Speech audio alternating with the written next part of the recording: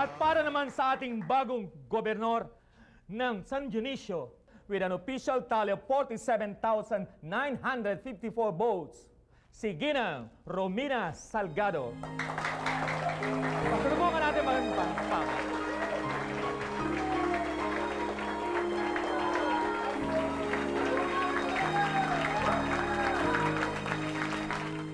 Nagiging problema. Oh, si Amanda. Tita Iluminada, my deepest condolences. In-air freight na ang katawan ni Alberto. Pinapatanong ni Daddy kung saan mo gustong dalhin ang katawan niya. Kung dito ba o sa simbahan. Iluminada, I think mas mabuti na sa simbahan paglamayan si Alberto. Hahanda ko na yung simbahan. Ay, si Ernestina na ang gagawa na. Si Leandro, kailan siya uuwi dito? Mamaya na po. Sige, puntahan mo na si Ernestina sa kwarto niya. Doon na tayo mag-usap sa studio. Sige.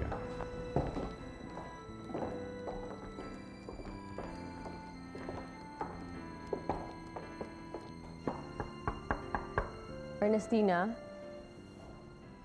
Pasok!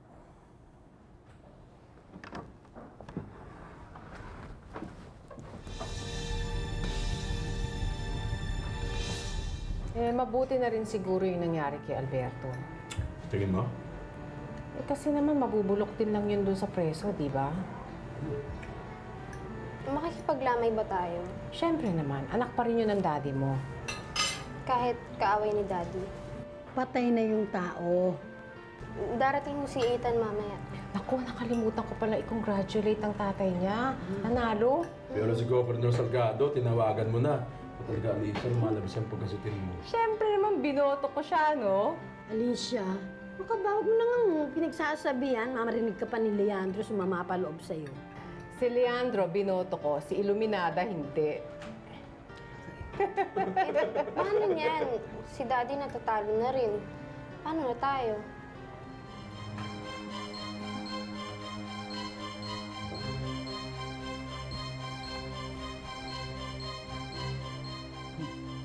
Ano? Oh, ako nga. At hindi ako ang katabi mo. Ernestina, anong ginagawa mo dito? Kamo ko kaya ito.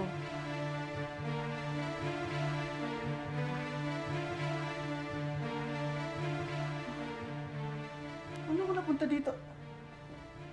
Wala. Paano ko na... Hindi ko alam paano ko napunta dito. Ano ginagawa ko dito? Wala akong kamalay-malay. Kwari, ikaw ang lalaki. Si Ernestina ang babae. Ikaw ang hinalay. Amanda, wait.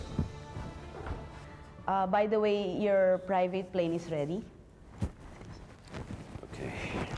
Lucinda. Iha,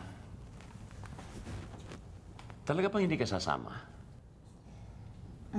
Daddy, si Kuya Alberto po nagpakidnap sa akin noon. Huh? Ipapapatay niyo raw po kasi ako, kaya inunahan niya kayo. Jesus Christ. Hindi totoo yan. I believe you, Daddy. Kaya nga ayoko sumama sa lamay niya eh. Sa'yo ko lang unang sasabihin ito. From now on, i-revitalize ko mga business. Kailangan kita doon. Hindi ko na po kayo bibiguin, Daddy.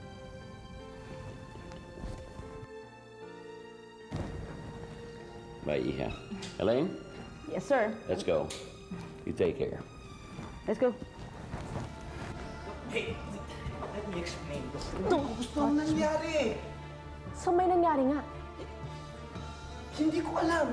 That's what I'm saying is kung may nangyari man, hindi ko ginusto, okay? I pity you. Sa kanya ka na. Look, ikaw ang gusto ko. Huwag mo hawakan. Ama.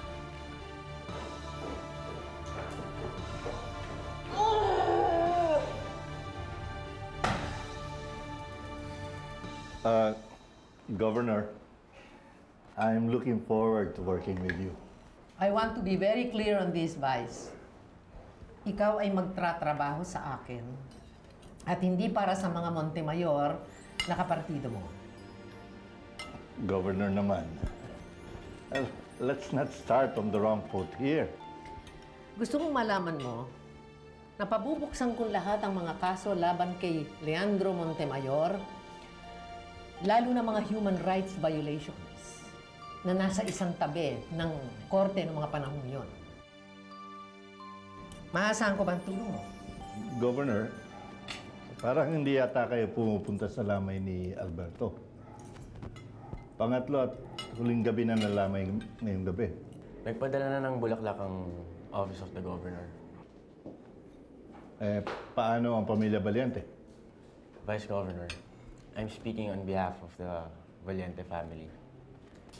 Pupunta ba kayo sa lamay ng taong pumatay ng magulang niyo?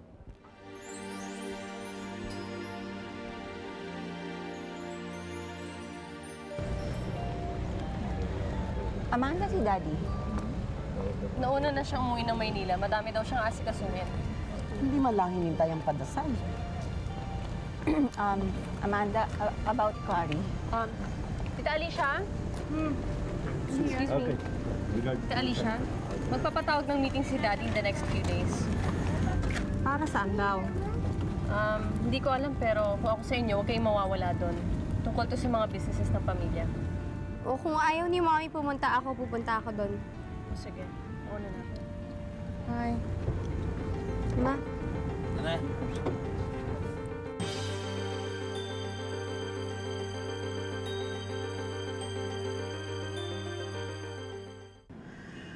Natatalo si Leandro. Patay si Alberto. Si Sarida at Alicia walang mga problema.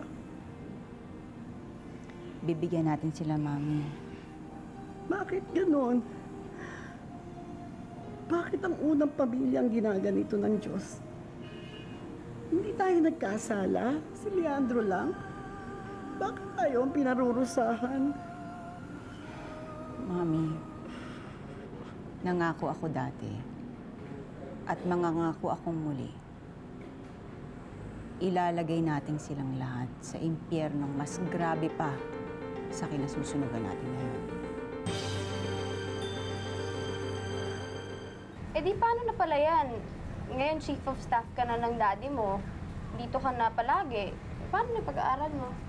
Alam mo, dumito ka na lang kaya. Tignan ko. Pero hindi ako nangangako. Maraming magandang schools dito sa Manila. Si Mami magdedesisyon yan. Kasi hindi naman niya probinsya to eh. Di bale. Weekends naman, nasa Manila ako eh. Ate! Oh, Rosa Camila. Ethan, nandito ka pala. Alam mo, hinahanap ko kasi yung number ng Ate Luella mo. Pwede ko ba mahingi sa'yo? So, sana siya makontak eh. Ang kamustahin niyo po ba? Baka sumunod ako sa kanya sa Amerika.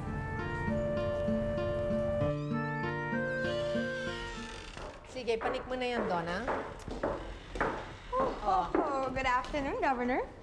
Iha, pag sa bahay, Lola pa rin ang tawag niyo sa akin. Hi. Hi! Kumusta trabaho? Nakapagod. Talaga? Kaya naman pala. Ito na ating araw. Nasa cellphone ako. Eh kaya naman pala kahit isang text message mo lang, di ako nakakuha galing sa'yo. Eh, busy nga yung boyfriend mo eh. Nakakaingit kayo. Ang sweet nyo. Sana ako rin, no? Meron na. Dito ka. Ano nangyari kay Gab? Ay, naku, Lola. Wala na yun. Dinispatch ako na yun. Naku, talagang kayong mga kabataan. Kayong dalawa, magkakalas pa ba kayo? Ewan ko po sa apo ninyo, Lola. Ay, di na, Lola. Promise. Yan lang ang gusto kong marinig bago ako magdesisyon. Ay, naku. Nakakapagod ang init-init. Ewan ko ba kung bakit pa ako tumakbo. Nakakapagod itong trabaho ko. Amanda, sigurado ka ba dyan sa gagawin mo? Ano pang silbi ko dito, Elaine? Abogada ako. A politician in training. With Daddy losing the elections, ba't pa niya kakailanganin ng Chief of Staff? Nagkwento sa akin si Attorney Asturias tungkol sa nangyari sa San Dionisio. Hindi kaya yun ang dahilan? Oh, nangyari kay Quarry at kay Ernestina. Well, speaking of the devil, why don't you ask him yourself?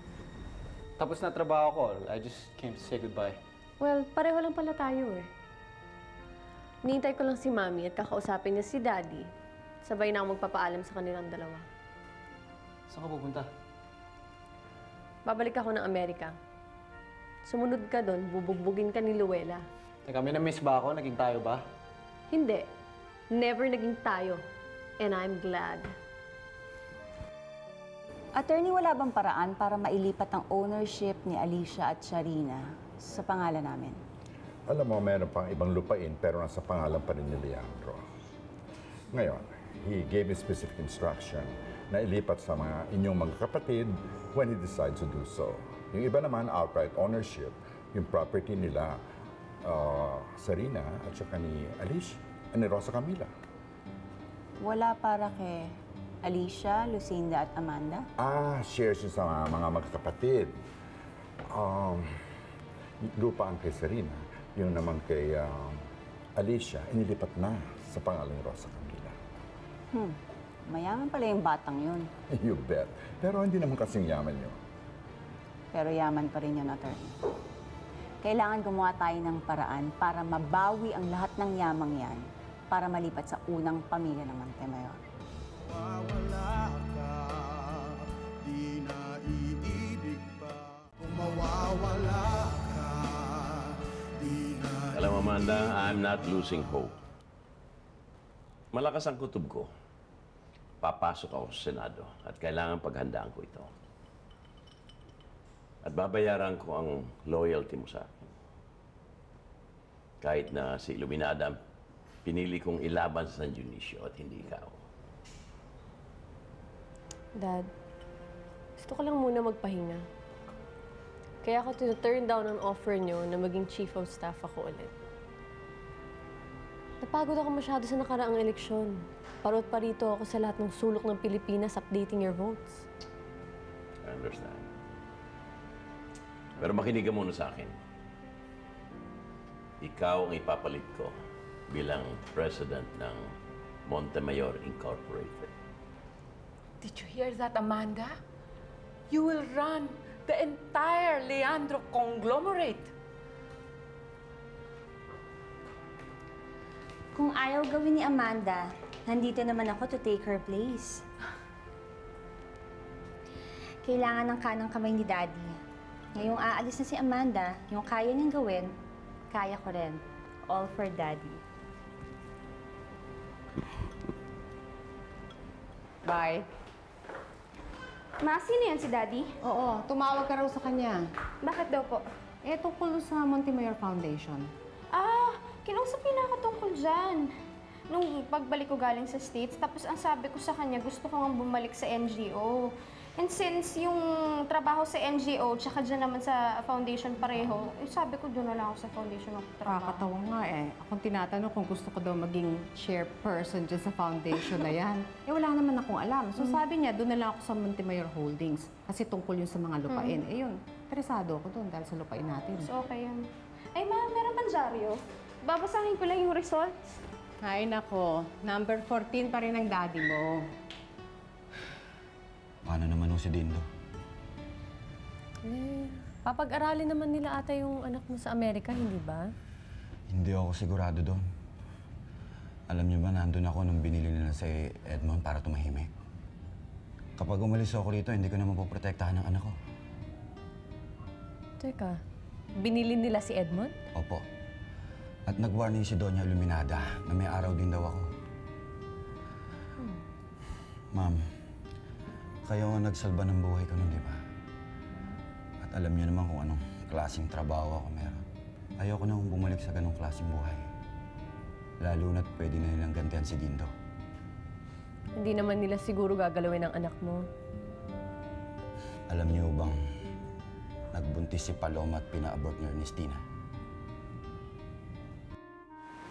Paano kung hindi ka na bumalik? Babalik ako. Kung katulad ka ni Kuya Nestor? Paloma, para sa atin to eh. Para sa atin? Puro ka para sa atin. Para sa atin ba ito kung iiwan mo ko? Ano, Paloma? Hindi ko gagawin to. Lagi lang may minusin ng mami mo. pati na ng Daddy Leandro mo. Paloma, kailangan magpakalalaki. Para sa mga magiging anak natin. Gaganti kita, Dindo. Gaganti kita sa kanilang lahat.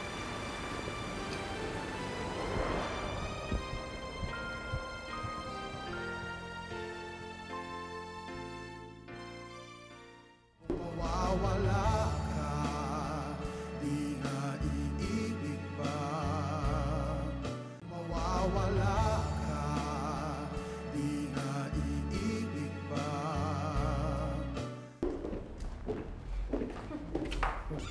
Lola, kailangan mo ba natin ito? Ayaw mo ba, Carlito? Parang kasing wala sa panahon.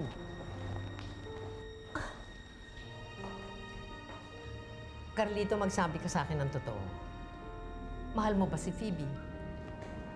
Siyempre, mahal ko, pero Oh, what's the problem? parang masyado pa kasi kaming bata. Gusto ko na rin, Carlito eh. Oo nga, ako rin. Gusto ko na rin. Bakit? May sagabal pa ba? Wala na naman ah. Carlito, maraming beses na nating napag-usapan ito. Saan pa ba naman pupunta ang relasyon ninyo ni Phoebe? Eh, nahiya lang kasi ako na meron. Ano namang nakakahiya? People like us do this all the time. I don't want to be people like us. Bakit? Dahil kay Rosa Camila? Wala ba si Rosa Camila dito? Well, then, that's settled. Tayo na sa restaurant at nag-aantay na yung party natin. Halika na, Iho. Let's go. Emil, paano ba natin sasabihin to kay Rosa Camila? Huwag na nating sabihin, maiiyak lang yun eh. Eh, ba't naman siya iiyak? Eh, may 8 na siya. Kahit na, no? Ayan na. Abo mo nga yan. Pahiram nga ng Zario, nag-text sa akin si Ethan. Basahin ko daw yung society page. Hindi ako nakabili ngayon eh. Neng nakabili? Ako na lalabas bibili. Ay, Neng, huwag kang lumabas. Wala kang mabibili. Ubus na. Lahat ng Zario, ubos? Lahat. Oo, mabenta ngayon, ubos. Wala akong nabili. Eh, ano yung nasa likod mo? Alin? Ayan o, ayan. Ito? Oh. Luma to, kahapon pa to. Tiga mo, kahapon pa. Ito, Emil, yung lumang Zario nandun sa kwarto ko. Bakit pinagtataguan niyo ko ng Zario? Eh anak, siguro huwag mo nang basahin ng dyaryo ngayon. Bakit? Masama ba horoscope ko? O andyan na naman kami ni Carlito? Si Carlito lang. Bakit pa? Anong nangyari kay Carlito? In-announce na ni Romina ang kasal ni Carlito at ni Phoebe.